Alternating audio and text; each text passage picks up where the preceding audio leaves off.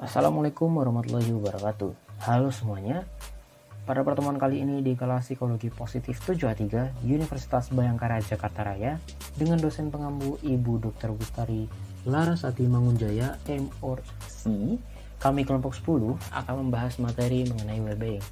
Agar tidak makan waktu, mari kita bahas. Sebelum kita bahas lebih lanjut, izinkanlah saya memperkenalkan rekan-rekan saya yang akan membawakan materi hari ini. Yang pertama ada Muhammad Nizar, yang kedua ada Salza Mailia Zukriansah, yang ketiga ada saya sendiri Suryanto Wicaksono, dan yang terakhir ada Syifah Syahada. Baik, mari kita lanjutkan. Reeve pada tahun 1995, pioner pengkaji kesejahteraan psikologis menyebut psychological well-being sebagai istilah yang digunakan untuk menggambarkan kesehatan psikologis individu berdasarkan pemenuhan fungsi psikologi positif. Ketercapaian kesejahteraan psikologis ditandai dengan berfungsinya aspek-aspek psikologis positif dalam proses mencapainya aktualisasi diri. Kesejahteraan psikologis akan dicapai seseorang apabila dia mampu meraih atau mewujudkan kebahagiaan disertai pemaknaan hidup. Menurut Reeve, psychological well-being merupakan keadaan di mana seorang memenuhi kebutuhan-kebutuhannya untuk menjadi sehat secara psikologis. Psychological well-being merupakan realisasi dan pencapaian penuh dari potensi individu, di mana individu dapat menerima kekurangan dan kelebihan dirinya, mandiri, mampu membina hubungan positif dengan orang lain, dapat menguasai lingkungannya dalam arti memodifikasi lingkungannya agar sesuai dengan keinginannya, memiliki tujuan hidup, serta terus mengembangkan pribadinya. Ada dimensi atau indikator dari psychological well-being. Yang pertama ada penerimaan diri. Penerimaan diri di sini berkaitan dengan penerimaan individu dengan masa kini dan masa lalunya. Selain itu juga berkaitan dengan adanya penilaian positif atas kondisi dirinya sendiri. Sebuah konsep tradisional tentang kesehatan mental menegaskan bahwa individu yang disesuaikan dengan baik memiliki pandangan tentang diri yang mencakup kesadaran dan penerimaan baik aspek positif dan negatif. Berbeda dengan penggambaran ini, bukti menunjukkan bahwa kebanyakan individu memiliki hal yang sangat positif tentang pandangan dirinya. Yang kedua ada hubungan positif dengan orang lain. Kemampuan untuk mencintai orang lain dipandang sebagai komponen utama kesehatan mental. Psychological well-being seseorang itu tinggi jika mampu bersikap hangat dan percaya dalam hubungan dengan orang lain, memiliki empati, afeksi, dan keintiman yang kuat, memahami pemberian dan penerimaan dalam suatu hubungan antar pribadi. Selanjutnya ada kemandirian. Kemandirian merupakan kemampuan individu dalam mengambil keputusan sendiri dan mandiri, maupun melawan tekanan sosial untuk berpikir dan bersikap dengan cara yang benar, berperilaku sesuai dengan standar nilai individu itu sendiri, dan mengevaluasi diri sendiri dengan standar personal. Selanjutnya ada penguasaan lingkungan. Penguasaan lingkungan merupakan kemampuan individu berkompetensi mengatur lingkungan, menyusun kontrol yang kompleks terhadap aktivitas eksternal, menggunakan secara efektif kesempatan dalam lingkungan, mampu memilih dan menciptakan konteks yang sesuai dengan kebutuhan dan nilai individu itu sendiri.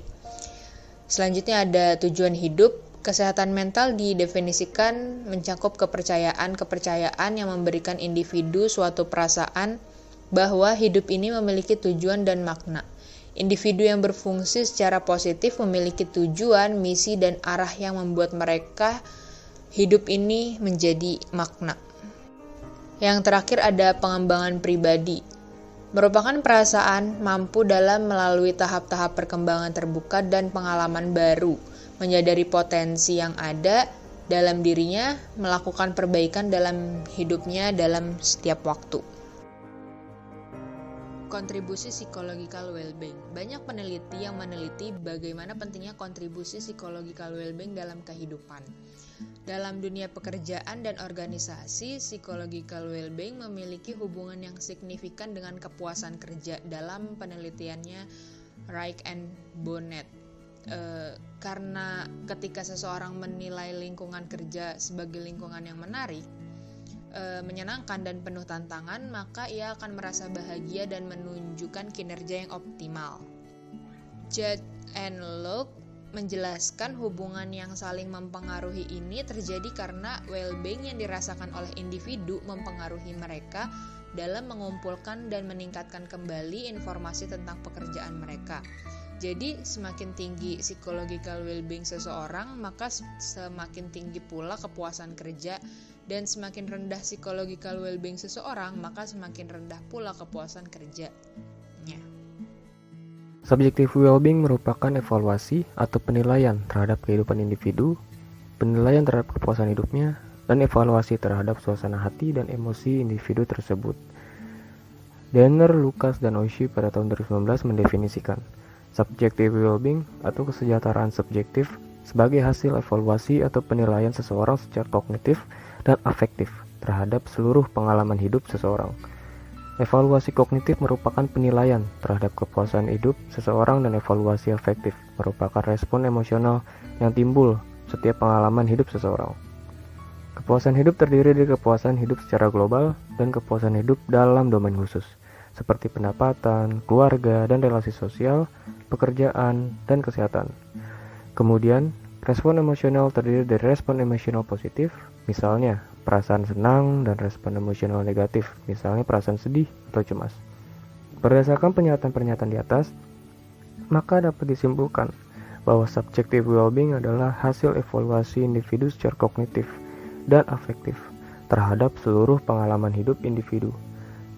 Konsep subjective well-being sesuai dengan perspektif atau pendekatan hedonik yang mendefinisikan sebagai hal yang fundamental tentang memaksimalkan kenikmatan dan menghindari atau meminimalkan sakit.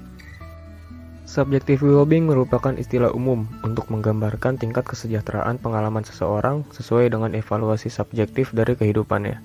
Dimensi dari subjective well-being mencakup dua, yaitu dimensi afektif berupa afek positif dan afek negatif, serta dimensi kognitif yaitu kepuasan hidup. Yang pertama, terdapat dimensi afektif yang mencerminkan sejumlah perasaan menyenangkan dan tidak menyenangkan yang dialami oleh individu dalam kehidupannya. Lalu yang terakhir terdapat dimensi kognitif, yaitu berupa evaluasi kognitif dari kepuasan berbagai domain dalam kehidupan seseorang. Oleh karena itu, dari konsep well-being dijelaskan bahwa subjective well-being dikaitkan dengan pendekatan hedonik. Pendekatan hedonik menegaskan tentang pengalaman subjektif dari berbagai kebahagiaan atau kesenangan, yang dikenal juga dengan subjective well-being yang terdiri dari komponen afektif dan kognitif atau kepuasan hidup. Selanjutnya ada 5 pilar PERMA sebagai high level of well-being dalam Effendi pada tahun 2016. Yang pertama ada positive emotion, adalah bagian esensial dari kesejahteraan atau well-being, termasuk di dalamnya ada kesenangan, keceriaan, kebahagiaan, dan lain-lain yang merupakan bagian dari emosi positif. Yang kedua ada engagement, adalah fokus pada suatu yang dikerjakan dan benar-benar merasa kesenangan dalam keterlibatan penuh dengan yang sedang dikerjakan. Yang ketiga ada relationship atau positive relationship. Setiap orang memerlukan orang lain dan meningkatkan kesejahteraannya dengan membangun hubungan yang kuat dengan keluarga, teman, ataupun tetangga. Yang keempat ada meaning.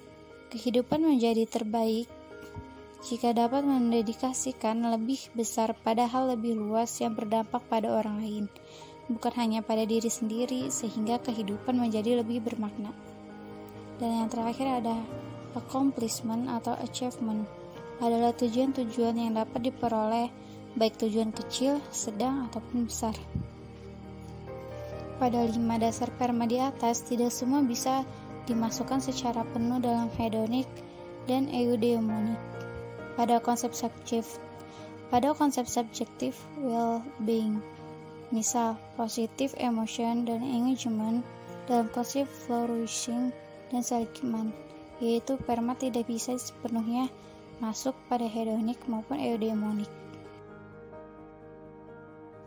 Yang terakhir ada kesimpulan. Konsep dari well-being mengacu pada fungsi psikologis yang optimal dalam Sumule pada tahun 2008. Konsepsi well-being dan fungsi psikologis yang optimal terdapat dua paradigma dan perspektif besar mengenai well-being yang diturunkan dari dua pandangan filsafat yang berbeda. Pandangan pertama disebut hedonik, memandang bahwa tujuan hidup yang utama adalah memandang kenikmatan secara optimal dan mencapai kebahagiaan. Pandangan kedua adalah eudemonik, mengemukakan bahwa konsepsi well-being dalam pandangan eudemonik menekankan pada bagaimana cara manusia untuk hidup dalam dirinya yang sejati. Baik, jika ingin bertanya dipersilahkan. Sekian dari kelompok kami. Wassalamualaikum warahmatullahi wabarakatuh.